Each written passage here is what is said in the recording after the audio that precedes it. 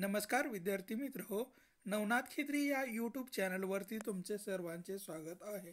आज आपण ह्या व्हिडिओमध्ये बघणार आहोत महा-टी-ई-टी परीक्षेसाठी अत्यंत उपयुक्त असणारं सामाजिक शास्त्रामध्ये इतिहास व भूगोल या विषयासंदर्भामध्ये मागील वर्षीचे सराव प्रश्न आपण ह्या व्हिडिओमध्ये घेतलेले आहेत मित्र हो. अशाच नवनवीन व्हिडिओसाठी नवनाथ खिद्री या यूट्यूब चॅनलला सबस्क्राईब करा, लाईक करा, शेअर करा आणि कमेंट करायला विसरू नका. चला तर पहा, व्हिडिओला सुरुवात करू. चला पहा, पहिला प्रश्न बघा. दक्षिण आफ्रिकेतील केप ऑफ गुड होप म्हणजेच आशेचे भूशिर यांचा शोध कोणी लावला? तर याचं योग्य उत्तर आहे नंबर 4 नंबर बार्लोथोम्स डायम्स यांनी हा केप ऑफ गुड होप यांचा शोध लावलेला आहे. यानंतरचा प्रश्न आहे, महाराष्ट्रातील खालीलपैकी कोणत्या ठिकाणी भात संशोधन केंद्र नाहीये? तर याचं योग्य उत्तर आहे नंबर 4 अलिबाग या ठिकाणी महाराष्ट्रामध्ये भात संशोधन केंद्र आपल्याला नाहीये. तर कर्जत, खापोली आणि रत्नागिरी या 3 ठिकाणी महाराष्ट्रामध्ये भात संशोधन केंद्र उभारलेली आहेत, पण अलिबाग या ठिकाणी भात संशोधन केंद्र अस्तित्वात नाहीये. यानंतरचा प्रश्न आहे, डॅश डॅश संस्थानावरील लढाईची योजना म्हणजेच ऑपरेशन पोलो या सांकेतिक नावाने ओळखले जाते? तर याचं योग्य उत्तर आहे नंबर 3 हैदराबाद या संस्थानावरील लढाईची योजना म्हणजेच ऑपरेशन पोलो या सांकेतिक नावाने ओळखली जाते. 13 सप्टेंबर 1948 रोजी पहाटे 4 वाजता संस्थानाविरुद्ध पोलीस ऑपरेशन म्हणजेच ऑपरेशन पोलोची कारवाई करण्यात आलेली होती. 13 सप्टेंबर 1948 रोजी ऑपरेशन पोलोची कारवाई करण्यात आली होती.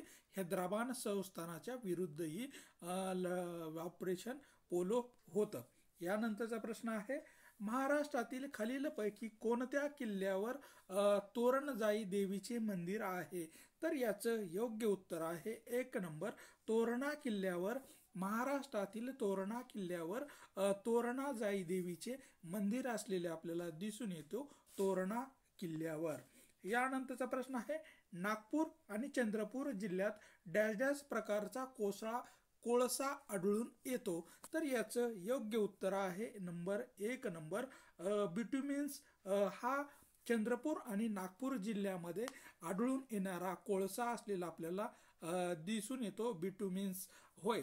अंथ्रासाइड हा सर्वात जास्त उच्च प्रतीचा कोळसा असलेला दिसून येतो. यामध्ये कार्बनचे प्रमाण हे 90 ते 95% आपल्याला असलेले दिसून येतो. बिटुमिन्स यामध्ये कार्बनचे प्रमाण हे 70 ते 80% असते. लिग्नाइट यामध्ये कार्बनचे प्रमाण हे 50 ते 60% असते. तर पीठ या कोळशामध्ये कार्बनचे प्रमाण हे 30 ते 40% असलेले आपल्याला दिसून येते.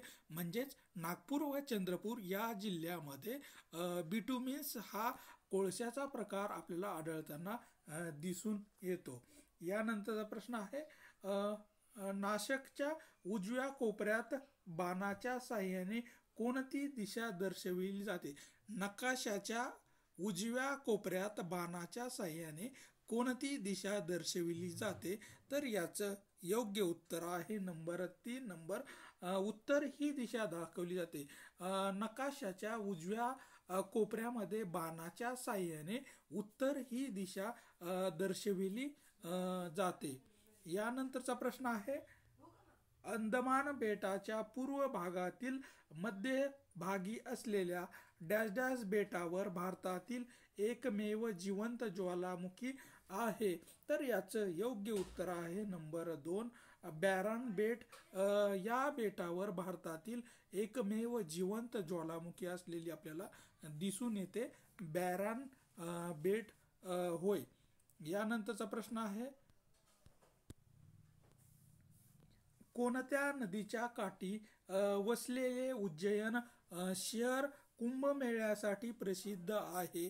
तर याचं योग्य उत्तर आहे नंबर 4, शिप्रा नदीच्या काठावर उज्जैन शहर हे आपल्याला बसलेलं दिसून येतं आणि त्या ठिकाणी कुंभमेळा हा भरल्या जातो. गोदावरी नदीच्या काठावर नाशिकमध्ये नाशिक, कोपरगाव, पैठण आणि नांदेड ही 4 गावे आपल्याला बसलेली दिसून येतात. कृष्णा नदीच्या काठावर कराड, सांगली, मिरज, औदुंबर ही आपल्याला शहरे बसलेली दिसून येतात. तर नागा नदीच्या काठावर नागपूर हे शहर बसलेलं आपल्याला दिसून येतं. तसेच इंद्रायणी या नदीच्या काठावर आळंदी आणि देऊ या शहरांचा किंवा गावांचा बसलेले आपल्याला दिसून येतात. म्हणजेच उज्जैन शहर हे कुंभमेळ्यासाठी प्रसिद्ध आहे. ते शिप्रा नदीच्या काठावर बसलेलं आहे. यानंतरचा प्रश्न आहे माजुली हे नदीच्या पात्रात जगातील सर्वात मोठे बेट कोणत्या पात्रामध्ये आहे? तर याचं योग्य उत्तर आहे 4 नंबर, ब्रह्मपुत्रा नदीच्या पात्रामध्ये माजुली हे सर्वात मोठे बीट असलेले आपल्याला दिसून येतो आणि ते ब्रह्मपुत्रा या नदीच्या पात्रामध्ये वसलेले आहे. जगातील सर्वात मोठे बेट म्हणजेच ग्रीनलँड हे जगातील सर्वात मोठं ग्रीनलँड हे बेट असलेलं आपल्याला दिसून येतं. परंतु ज्या ठिकाणी नदीपात्रातील बेटे असे विचारले आहे त्या ठिकाणी आपल्याला माजुली हे योग्य पर्याय आपल्याला दिसून येतो. कारण की ग्रीनलँड हे महासागरातील बेट आहे, पण नदीपात्रातील सर्वात मोठं बेट म्हणून माजुली हे बेट असलेलं आपल्याला दिसून येतं आणि तो ब्रह्मपुत्रा या नदीच्या पात्रामध्ये वसलेलं किंवा बसलेलं असलेलं दिसून येतं. यानंतरचा प्रश्न आहे डॅश डॅश विद्येचे माहेरघर असणाऱ्या शहराची ओळख महाराष्ट्रातील IT हब म्हणून आहे? तर याचं योग्य उत्तर आहे नंबर 2 नंबर, पुणे या शहराची आपल्याला विद्येचे माहेरघर म्हणून ओळख असलेली आपल्याला दिसून येते आणि सध्या या पुणे शहराला IT हब म्हणून प्रसिद्धी मिळालेली आपल्याला दिसून येते.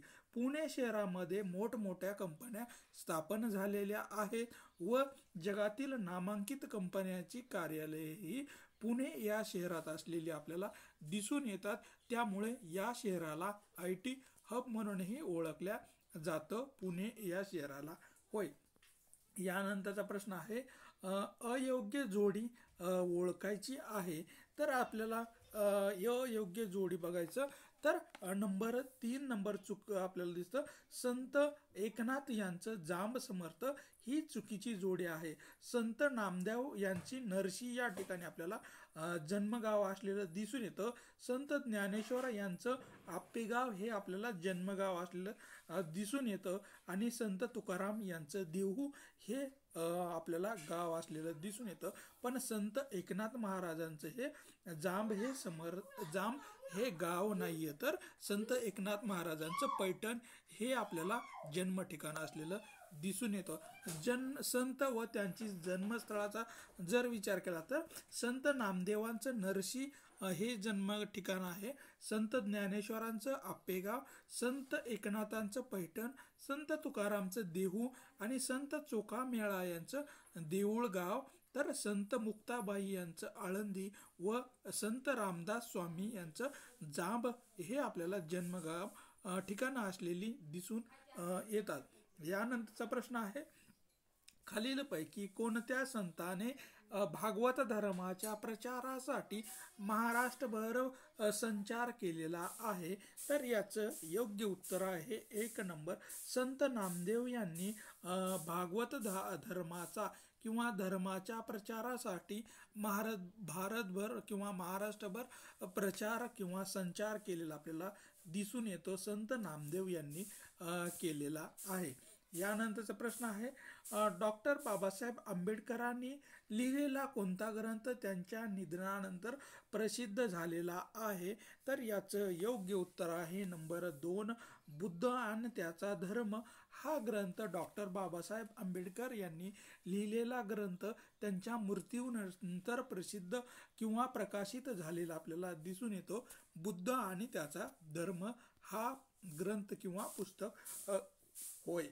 यानंतरचा प्रश्न आहे वर्षातील कोणत्या महिन्यात संपूर्ण महाराष्ट्रामध्ये गडगडाटी वादळे येतात? तर याचं योग्य उत्तर आहे नंबर 4, एप्रिल आणि मे या महिन्यामध्ये आपल्याला संपूर्ण महाराष्ट्रामध्ये गडगडाटीचे वादळे येताना आपल्याला दिसून येतात. उन्हाळा ऋतू जरी पावसाळा नसला तरी एप्रिल मे महिन्यात अधूनमधून वळवाचा पाऊस पडतो. त्यामुळे काही वेळेस ढगांचा गडगडाट आणि विजाचा कडकडाट होऊन वादळी वारे वाहताना आपल्याला दिसून येतात. एप्रिल मे महिन्यामध्ये हे गडगडाट वादळी दिसून येतात.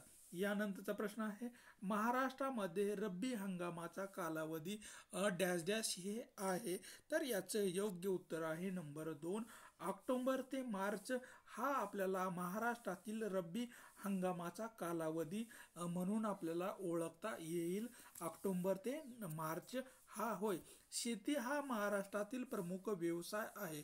राज्यातील सर्व जिल्ह्यामध्ये शेती केली जाते. तर रब्बी हंगाम हा ज्या पिकाची पेरणी ही ऑक्टोबर ते नोव्हेंबर महिन्यामध्ये केली जाते व फेब्रुवारी ते मार्च मध्ये त्याची कापणी केली जाते, त्या हंगामास रब्बी हंगाम या नावाने ओळखल्या जाते. या हंगामामध्ये ज्वारी, गहू आणि हरभरा ही पिके मोठ्या प्रमाणामध्ये घेतली जातात. म्हणजेच या पिकाला रब्बी पिकेही म्हणून ओळखली जातात. ज्वारी, गहू, हरभरा या पिकांना होय. यानंतरचा प्रश्न आहे ज्या ठिकाणी भूकंपाची निर्मिती होते त्या ठिकाणास काय म्हणतात? तर याचं योग्य उत्तर आहे 1 नंबर, भूकंप नाभी असं म्हटल्या जाते. ज्या ठिकाणी भूकंपाची निर्मिती होते त्या ठिकाणाला भूकंप नाभी या असं म्हटल्या जातं. भूकंप नाभी होय. यानंतरचा प्रश्न आहे खालीलपैकी कोणत्या समाजसुधारकांनी अस्पृश्यता आणि जातीवाद या दोन्हींना आव्हान दिले व सुधारक हे वृत्तपत्र सुरू केलेलं आहे? तर याचं योग्य उत्तर आहे नंबर 3, गोपाळ गणेश आगरकर यांनी या समाजसुधारकांनी अस्पृश्यता आणि जातीवाद या दोन्हींना आव्हाने देऊन सुधारक हे वृत्तपत्र सुरू केलेलं आपल्याला दिसून येतं. सुधारक हे भारतातील स्वतंत्र वृत्तपत्र आहे. गोपाळ गणेश आगरकर या समाजसुधारकांनी अस्पृश्यता आणि जातीवाद या दोन्हींना आव्हाने देणारे सुधारक हे वृत्तपत्र सुरू केलेलं आपल्याला दिसून येतं. या वृत्तपत्राची स्थापना बघितली तर 1888 मध्ये झालेली दिसून येते. गोपाळ गणेश आगरकर हे महाराष्ट्रातील विचारवंत समाजसुधारक, पत्रकार व शिक्षण तज्ज्ञ म्हणून ओळखले जाताना आपल्याला दिसून येतात. यानंतरचा प्रश्न आहे शाळा व महाविद्यालयातील प्रवेशासंदर्भातील स्त्रिया व दुर्बल घटकासाठी राखीव जागा असतात हे डॅश डॅशचे उदाहरण आहे? तर याचं योग्य उत्तर आहे नंबर 2, समानतेच्या अधिकाराचे आपल्याला उदाहरण असलेले दिसून येते. म्हणजे शाळा महाविद्यालयामध्ये प्रवेशासंदर्भामध्ये स्त्रिया आणि दुर्बल घटकासाठी राखीव ज्या जागा ठेवल्या जातात ते समानतेच्या अधिकारामध्ये येताना आपल्याला दिसून येते. मूलभूत हक्क व अधिकाराचा जर विचार केला तर समानतेचा हक्क, स्वातंत्र्याचा अधिकार, पिळवणूक विरुद्धचा अधिकार आणि धार्मिक स्वातंत्र्याचा अधिकार, सांस्कृतिक आणि शैक्षणिक हक्क मिळवण्याचा अधिकार हे स्त्रिया आणि दुर्बल घटकांना दिलेले गेलेले हक्क व अधिकार असलेले आपल्याला दिसून येतात. यानंतरचा प्रश्न आहे कला, साहित्य व विठ्ठल मंदिर परिसराच्या बांधकामासाठी प्रसिद्ध असलेल्या विजयनगरचा प्रसिद्ध सम्राट कोण होता? तर याचं योग्य उत्तर आहे नंबर 3, देवराय दुसरा. हा कला साहित्य आणि विठ्ठल मंदिर परिसराच्या बांधकामासाठी प्रसिद्ध असलेल्या विजयनगरचा प्रसिद्ध सम्राट असलेला आपल्याला दिसून येतो देवराय दुसरा हा होय. यानंतरचा प्रश्न आहे, इजिप्तमधील सिनाई पर्वतरांगेत डॅश डॅश सर्वात उंच शिखर आहे. इजिप्तमधील सिनाई पर्वतरांगेमध्ये डॅश डॅश सर्वात उंच शिखर असलेलं आपल्याला दिसून येतं. तर याचं योग्य उत्तर आहे नंबर 2, माउंट कॅटरीन हे इजिप्तमधील सिनाई पर्वतरांगेमध्ये माउंट कॅटरीन हे सर्वात उंच शिखर असलेलं आपल्याला दिसून येतो. माउंट कॅटरीन हे इजिप्तमधील सर्वात उंच शिखर सिनाई पर्वतरांगेमध्ये आहे. त्याची उंचीचा जर विचार केला तर 2642 किलोमीटर एवढी उंची असलेली आपल्याला या शिखराची दिसून येते. तांबडा समुद्र पर्वतरांगेतील जवाल शैल हे शिखर 2178 किलोमीटर उंचीचं असलेलं आपल्याला दिसून येतो. म्हणजेच 1 नंबर उंचीवर हे माउंट कॅटरीन हे इजिप्तमधील शिखर असलेलं आपल्याला दिसून येतं.